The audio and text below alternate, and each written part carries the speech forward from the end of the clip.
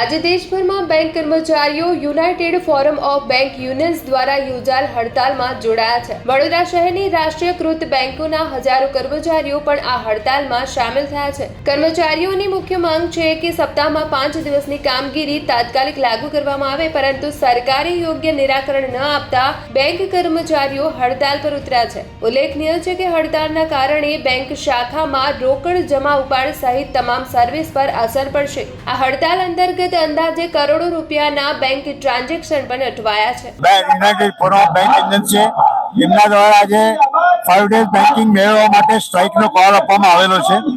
સમગ્ર ભારતભરમાંથી 6 થી 7 લાખ બેંક કર્મચારી અને અધિકારી અને ગુજરાતભરમાંથી 5,500 કર્મચારી અને અધિકારી આજે સ્ટ્રાઇકમાં જોડાયા છે। આજે ગુજરાતમાં તમામ બેંકો, ફક્ત ભારત દેશમાં પણ તમામ બેંકો આજે બંધ રહેશે। જે મુખ્ય ડિમાન્ડ છે એ 5 ડેઝ બેન્કિંગની છે। જ્યારે છેલ્લું બાયપાર્ટેડ સેટલમેન્ટ થયું એમાં એક MOU સાઇન કરવામાં આવ્યું હતું United forum of bank unions અને IBA વચ્ચે કે 5 ડેઝ બેન્કિંગ બેંક કર્મચારીઓને આપવી જોઈએ।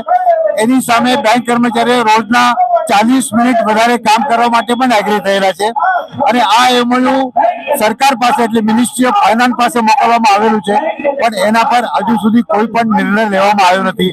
છેલ્લા 3 વર્ષથી બેંક કર્મચારીઓ 5 ડેઝ બેન્કિંગ માંગી રહ્યા છે, પણ ગવર્મેન્ટ દ્વારા આપવામાં આવતું નથી।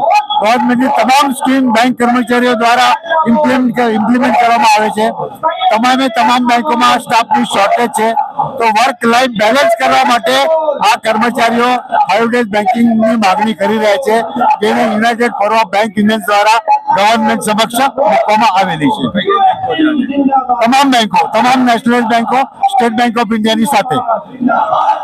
Kailash Kemkar, senior vice president, Gujarat bank workers union. All India strike રાખેલી છે, જે અમારું 5 ડે બેન્કિંગનું 10 વર્ષથી પેન્ડિંગ છે, જે સાઇન થઈ ચૂક્યું છે પણ ઇમ્પ્લિમેન્ટ નથી થયું। 2 વર્ષથી આપી દેશે એવું કે કહી રહ્યા છે, પણ ગવર્મેન્ટ અપ્રૂવ નથી કરી રહ્યા। LIC છે, ગવર્મેન્ટની બધી શાખાઓમાં 5 ડે બેન્કિંગ ઇમ્પ્લિમેન્ટ થઈ ચૂક્યું છે, જે બેંકોમાં નથી કર્યું। એના માટે હવે અમે સ્ટ્રાઇક ચાલુ કરી છે। હવે નહીં થયું અગર ઇમ્પ્લિમેન્ટ તો આ 1 દિવસની સ્ટ્રાઇક છે। કાલે ઉઠીને 2 દિવસ 3 દિવસ ઇનડિફિનિટ સ્ટ્રાઇક કરવામાં આવશે, જ્યાં સુધી અમારી માંગ પૂરી કરવામાં નહીં આવે। હવે અમે સ્ટ્રાઇક કન્ટિન્યુ કરીશું। એટલે ગવર્મેન્ટને અમારું એ જ અપીલ છે કે અમારી જે ઇમ્પ્લિમેન્ટેશન કરવામાં વાર કરી રહી છે એ ના કરે અને એને જલ્દીથી જલ્દી લાગુ કરે।